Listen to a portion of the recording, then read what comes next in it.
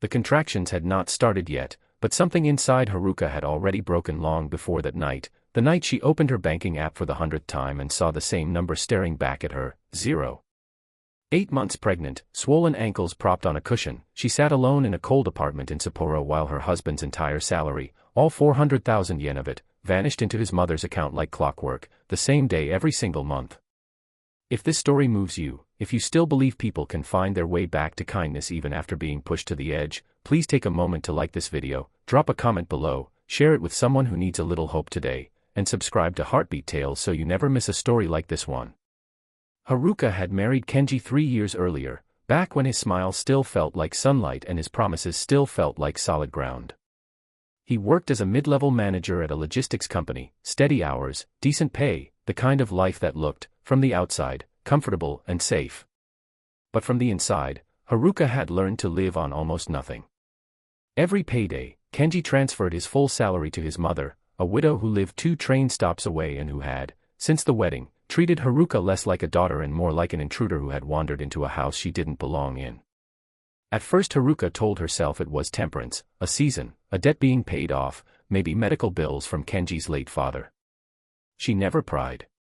She worked part-time at a flower shop until her pregnancy made standing for long hours unbearable, and she used her own small savings for prenatal vitamins, maternity clothes, and the crib she assembled by herself on a Tuesday afternoon while Kenji was at his mother's house, again, for the 3rd weekend that month. The isolation crept in slowly, the way cold water rises around your ankles before you realize you're already standing in a flood. Haruka's own parents lived far south in Fukuoka, and pride kept her from calling them to say that her marriage did not look the way she had once described it in her letters home. She told herself every couple struggles. She told herself Kenji still loved her, that he simply had complicated family duties. She told herself this until the night she asked him, gently, if they could keep even a small portion of his salary for the baby's hospital deposit, and he looked at her with tired, distant eyes and said, "My mother needs it more than we do right now." That night, Haruka did not cry. She had cried enough in the past 8 months to fill the Sapporo Canal. Instead, she opened her laptop, and for the first time in her marriage, she made a decision entirely her own. She had one account Kenji did not know about, a modest emergency fund she had quietly built from selling handmade flower arrangements online, money she never touched, money that had waited patiently for a moment exactly like this one. She searched flights to Fukuoka, to her parents, to the one place in the world where someone might still ask her if she had eaten today. She packed only what mattered. 2 changes of clothes. The baby's first outfit, still folded in tissue paper. Her prenatal documents. A photograph of her and her mother from years before her wedding, back when her face still looked light and unafraid. She left no note, because she suspected, painfully, that Kenji might not notice the silence for days. The flight was quiet, uneventful in the way that only truly heavy decisions can be.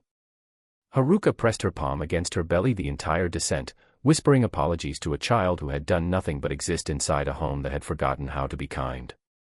Her mother was waiting at the gate, and when their eyes met, neither of them said anything at first. They simply held each other in the arrivals hall, 2 women who understood, without needing the details spelled out, that something had finally reached its limit. For the first time in nearly a year, Haruka slept 8 uninterrupted hours. Her mother cooked rice porridge every morning. Her father, a quiet man of few words, fixed the creaking door of the guest room without being asked, as though repairing small things in the house might somehow repair the larger thing that had brought his daughter home early and afraid. Kenji called 4 days later, his voice cracking with something that sounded, for the first time in years, like genuine fear rather than irritation. He said his mother had noticed Haruka's coat missing from the closet before he had. He admitted, in a voice thinner than Haruka had ever heard from him, that he did not know where else his salary should go if not to his mother, because that was simply how things had always been done in his family. Haruka did not shout. She had no strength left for shouting. She only said, "Then you'll have time to decide, because I am not coming back to a house where I do not exist."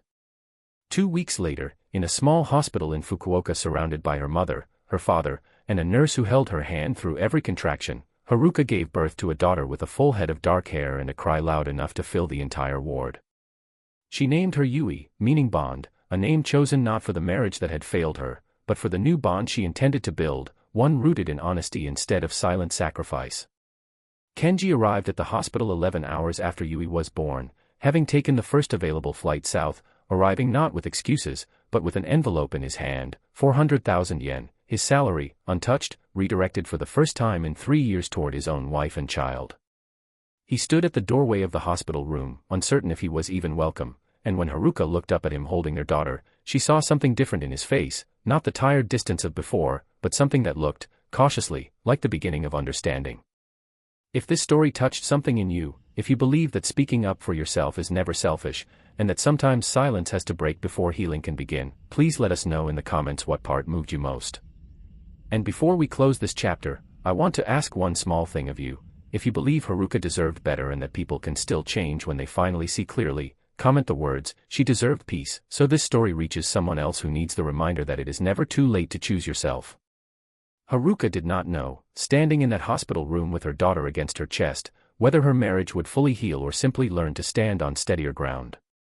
But she knew, for the first time in years, that whatever came next would be decided with her voice included, and that alone felt like the first real breath she had taken in a very long time.